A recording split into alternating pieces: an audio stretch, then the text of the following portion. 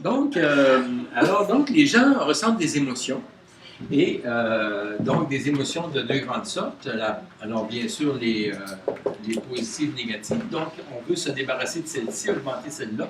Donc, la question qu'on va se poser, c'est d'où viennent ces fameuses émotions, puis comment est-ce qu'on peut les modifier, comment est-ce qu'on peut les influencer. Alors, on va se rendre compte que il y a des événements à l'occasion desquels on ressent les émotions en question. Et puis, il y a un lien entre l'événement et l'émotion. Par exemple, si je gagne 1000 $, je vais être content. Si je les perds, je vais être déçu. Alors, il y a un lien entre l'événement et l'émotion, puis c'est ce que je voudrais regarder avec vous. Donc, on ressent des émotions, souvent à l'occasion de certains événements. Des fois, il n'y a pas d'événement, on ressent l'émotion juste, mais habituellement, ou très souvent, il y a un événement. Puis, il y a un lien entre l'événement et l'émotion. Alors, je vais prendre un exemple. Je suis à la maison avec mon épouse et samedi matin, à 6 h du matin, ma mère est à l'hôpital pour quelque chose de routine, et puis là, on a un appel.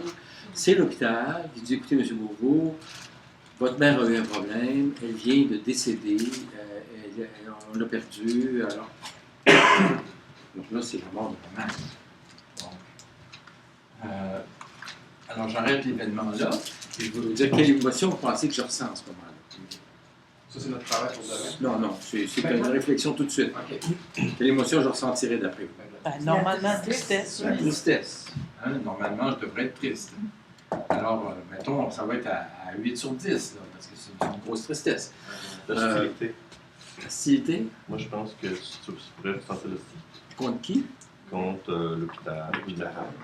Oui, je pourrais ressentir plusieurs émotions. Elle a quel âge? Oui, c'est ça. Elle a 80 ans. Ça fait combien de temps qu'elle est malade?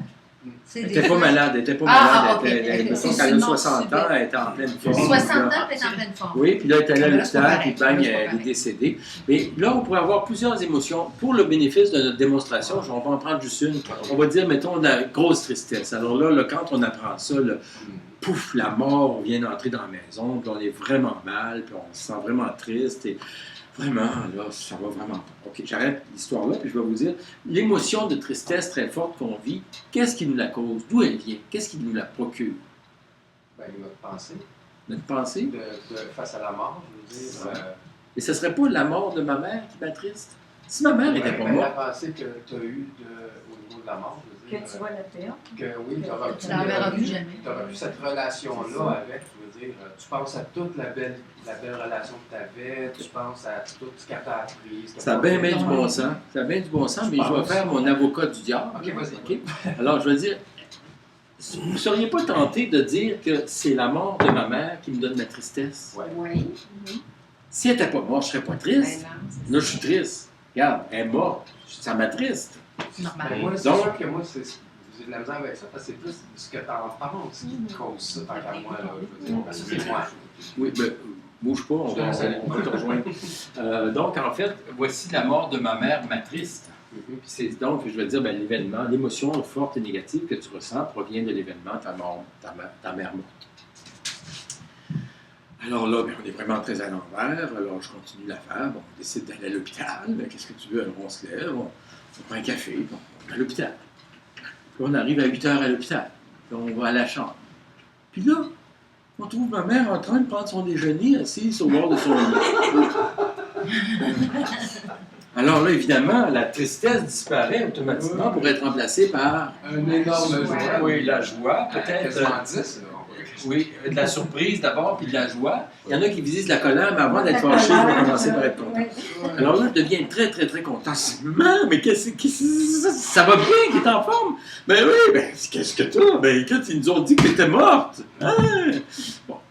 Alors, donc, à ce moment-là, j'arrête mon histoire. Mais voyez-vous, tantôt, je disais, c'était la mort de ma mère qui me donnait la tristesse. Mais dans le fond, elle n'était pas morte. Ça ne pouvait pas être la mort de ma mère. Elle n'était pas morte. Mais je pensais qu'elle était morte. Je pensais qu'elle était morte. Alors, c'était pas l'événement, c'était ce que j'en pensais. Mes pensées ici. Alors, je me disais, c'est mes pensées crues, là, pas dans le sens de pas cuites, mais que je crois vrai. Alors, je me disais, ma mère est morte, comme c'est très, très dommage, pour telle raison, elle verra pas mes enfants, comme c'est dommage. Puis cette pensée que c'est très, très dommage me donnait mon émotion de tristesse à ce moment-là. Parce que, est-ce que ça serait possible d'imaginer que quand on m'annonce que ma mère est morte, que je ne sois pas triste? Non. Oui. Oui. Oui. Oui, ça pourrait arriver. Ouais. Parce que ça pourrait arriver qu'une personne entende que sa mère est morte puis qu'elle soit pas triste. Ah, ben oui. Qu'elle soit contente Oui. même, tu sais, genre. Ben, moi, ma grand-mère était assez malade rendue à la fin qu'on était pas mal. Voilà. On peut être content. C'est Ben, ça. vois-tu, dans ce cas-là, C'est ça. exactement. Alors, ou bien je pourrais être fâché. Plus un soulagement que Ouais. Puis en plus, avec la vie qu'elle avait faite, elle était habituée, on pouvait dire que c'était le temps. elle était prête. T'es prête, bon. Elle n'est pas morte à Tout est 50 ans, relatif. tu sais, C'est sûr que les choses sont relatives. Maintenant, ce qu'on va voir ici, c'est que ça, c'est un enseignement très, très important, c'est que les émotions qu'on ressent ne proviennent pas de l'événement, mais de ce qu'on se dit. Puis si ma mère était vraiment morte pour de vrai, il resterait encore que c'est de ce que je me dis que viendrait mon émotion. Tu sais, parce que peut-être que mon frère, lui, il n'a pas beaucoup de peine parce qu'il n'est pas proche de ma mère. Puis lui, ben écoute, là, dans le fond, non, tu sais, ça peut arriver. Tu sais. Donc, la première chose à comprendre, c'est que nos émotions ne proviennent pas des événements, mais proviennent de nos pensées. Alors, on va dire pensée, imagination, scénario, folle du logis, hamster, imagination, interprétation, façon de voir, façon de comprendre, philosophie de la vie. Tout ça, ça veut dire comment je vois les choses. Puis c'est cette vision qui me donne mes émotions. Ça, c'est un premier enseignement. C'est jamais l'événement. Et puis si je me sens triste, mettons, on m'annonce que j'ai le cancer, puis là, je suis très angoissé et découragé, bien voyez-vous, je vais à l'hôpital, puis là, je me rends compte qu'ils se sont trompés de dossier, je ne l'ai pas le cancer. Ah ben maudit, j'étais découragé par mes pensées. Mais si je l'ai vraiment, je suis encore découragé par mes pensées. Parce que le gars qui l'a vraiment, le cancer, lui, il a appelé à l'hôpital, il dit, il se trompait de dossier, les gens. C'est que là, il dit, comme ça, j'ai rien. Non, C'est l'effet c'est ça, placebo. C'est Ah, pour non, là mais- l'effet non, placebo. monsieur, c'est parce que là, vous pensez que vous avez le cancer, vous vous donnez mal au bras. Ah ouais, pas croyable. Hey, pas croyable. Mais ça marche vraiment, j'ai mal en maudit. Tu sais. Alors lui, il est content. À cause de ses pensées, mais en fait, il a le cancer pour de vrai. Ouais, ça ne durera pas trop longtemps, là, malheureusement pour lui. Là, mais, donc, c'est la première chose à comprendre, dans le fond, que nos émotions ne viennent pas des événements, mais viennent de nos pensées. Ça, vous allez voir ça partout. Surprise, surprise, là, tu sais, on voit ça, là. Ouais. On fait une situation, puis si la personne croit la scène, ben, elle va avoir des émotions, puis nous autres, on va rire. Tu sais. Oui. Puis possiblement parce qu'on perçoit une clé sur nos propres émotions à nous qui viennent de nos pensées. Donc, ça vient tout le temps de nos pensées, de comment on voit les choses. Quand j'étais petit, j'ai fait un tour que je n'ai pas fait souvent, je n'étais pas bien malcommode. Mais dans l'annuaire, avec mes amis, on a choisi le nom de Mme Tremblay. Puis là, je me suis fait passer pour une secrétaire de CKC. Bonjour madame, oui, félicitations, vous avez gagné. Quoi? Mais vous n'êtes pas au courant? Mais oui, le concours, mais oui, poêle, frigo, laveuse, sèche.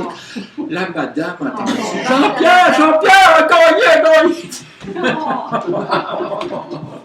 Mais moi, j'étais sûr que si la personne croyait ça, elle triperait, puis que nous autres, on aurait du fun, tu sais. Bon, maintenant, quand dans ma vie, quand j'ai eu un rejet important, puis que je me suis senti dévalorisé, bien là, j'ai dit, c'est le rejet qui me dévalorise. Je voyais plus que c'était mes pensées à ce moment-là. Donc, c'est très facile de penser que c'est l'événement qui nous donne l'émotion. La personne m'a parlé bêtement, je me sens mal. Mais je vais dire pourquoi je me sens mal, c'est parce qu'elle m'a parlé bêtement. Mais elle va dire non, c'est ce que j'ai pensé de ça. Donc, ça va être la poursuite. On va continuer sur ce chemin-là demain pour aller préciser les choses, puis voir comment est-ce qu'on peut amener des modifications au niveau des pensées. Et donc, je voulais juste vous glisser ça en terminant aujourd'hui. Croyance et pensée peuvent Oui. être dans la même... Parfait, c'est la même affaire. Une croyance, c'est une pensée que je crois vrai, tout simplement, C'est ça, exactement. sans avoir la preuve. Tu sais? Ouais. Ouais, On ça, s'est tellement fait dire, fait finalement, on y croit aussi. oui, c'est une croyance, habituellement, On c'est achète. On va se faire dire niaiseux, Ouais, on y on croit. achète l'idée. c'est ça, exactement. On achète l'idée, on la croit. Donc, une pensée qu'on croit, une croyance, c'est un peu la même chose. Pareil, ça loge dans la pensée. Ça loge dans la pensée, c'est bien dit.